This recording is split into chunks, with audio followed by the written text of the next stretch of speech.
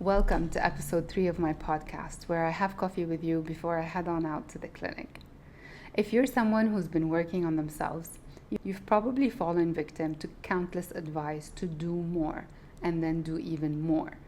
You know what I mean, right? When you're trying to improve your relationship skills, for example, the countless advice out there all involves a lot of doing.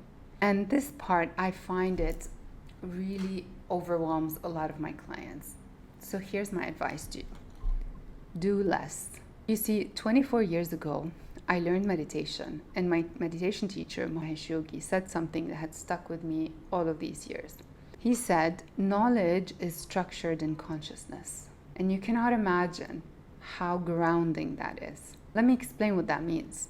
Basically, he's saying that the human mind is already infused with a lot of consciousness, and built into us, into this consciousness, into our consciousness, is all the know-how and the wisdom that we need to navigate our life well.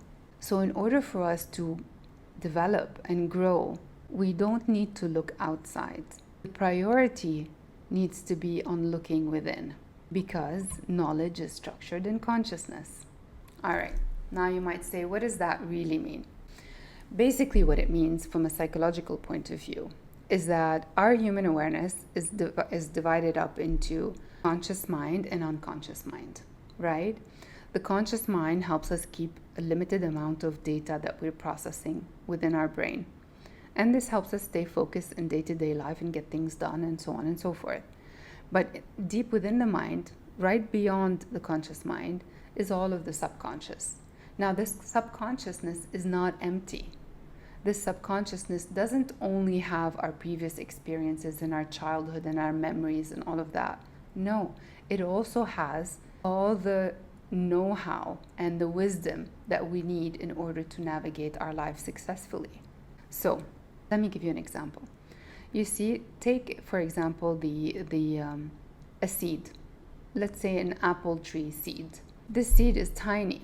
You get it from the store, and if you take one and you cut it open, what do you see?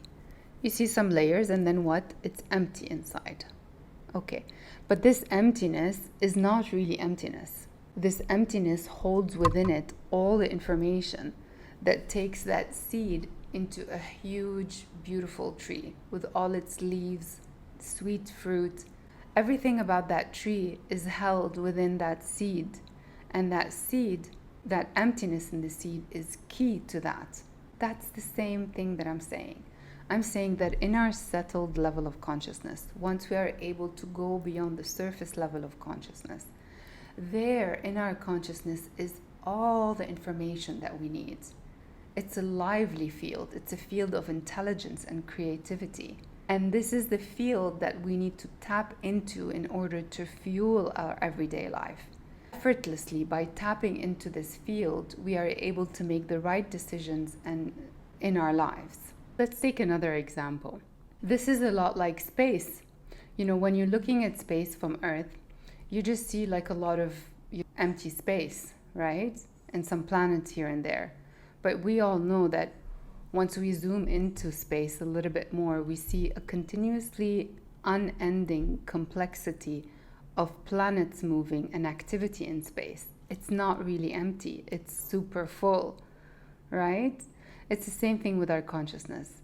When our consciousness is not trained and it's busy being in the 5 to 10% level of the conscious mind, we're hyper focused on that, then, we're not allowing our consciousness to settle down and access the infinitely rich and complex data that's already present in our consciousness. I hope that makes it a bit clearer. I know it's kind of complex discussion. Please write your comments to help me understand how I can clarify things more. But the idea is that when our goal is to develop ourselves and therefore develop our life, the biggest priority needs to be on developing our ability to tap into the deeper layers of our own consciousness. Because deep within us is all the know-how. When we regularly tap into our deeper layers of awareness, we have access to our intuition. We have access to what's right for us. So instead of focusing so much on the surface level and making countless mistakes or decisions that don't end up being perfect for us or don't end up being what makes us happy, the solution to that problem is not learning more things. The solution to that problem is being grounded in a daily routine that helps you cultivate the finer levels of your awareness, bringing them more into consciousness. Or we can say that helps you cultivate a deeper level of awareness and self-knowledge. Now, this is not that hard to do, not at all. This is something that I've been very easily able to do with my practice of transcendental meditation. You see, with an infinite amount of different types of meditations out there, it can be a bit complicated. You see, TM is very easy to learn. Head to tm.org, check out their website.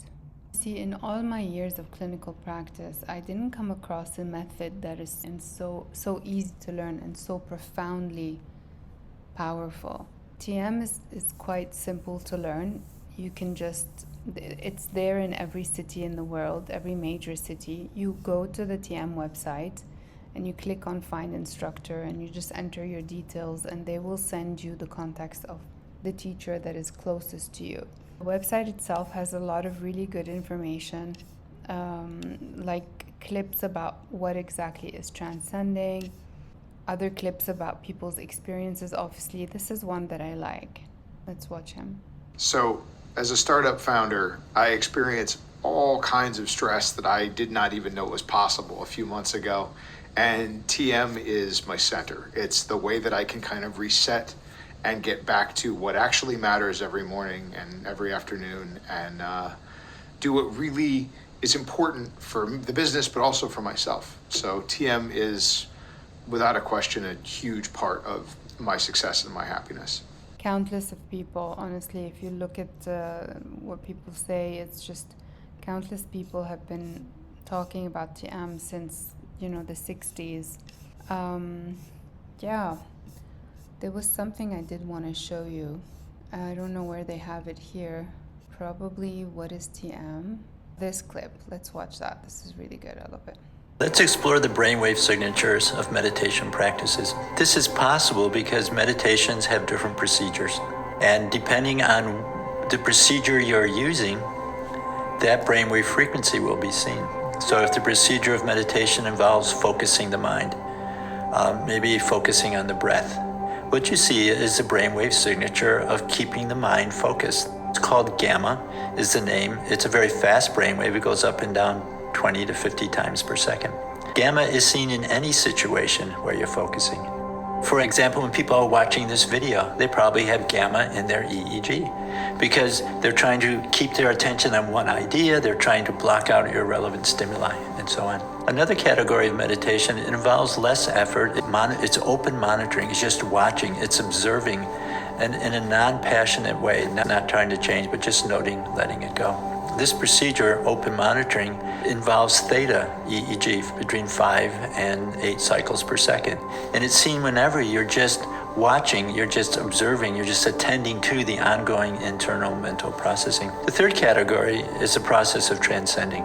And this is any meditation which involves turning the attention within, starting with thinking, but just ending up with inner silence or being. The category is called automatic self-transcending.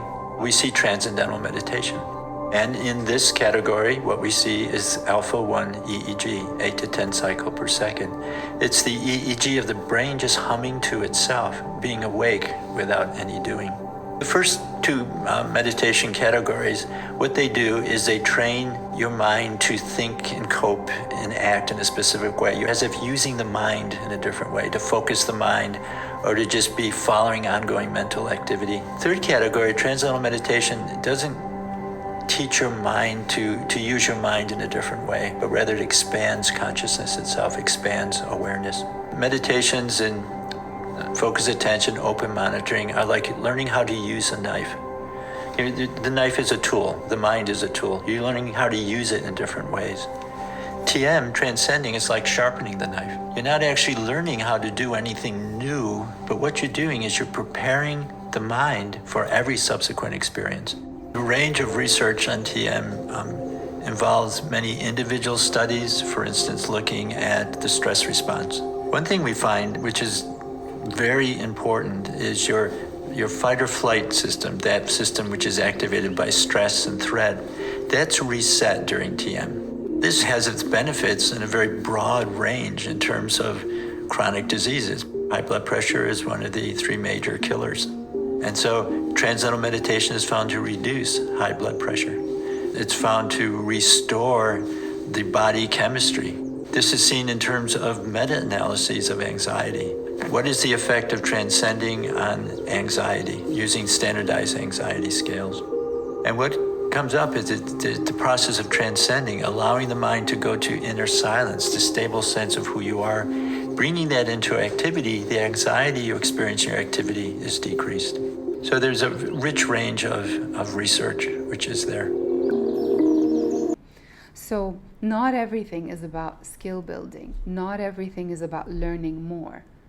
The most important thing when it comes to your self-development is having a practice that continuously and consistently helps you tap into those deeper levels of your mind, your consciousness. Okay? I hope this was food for thought, and please be sure to leave some questions or comments if you have some, so that we can take this conversation further.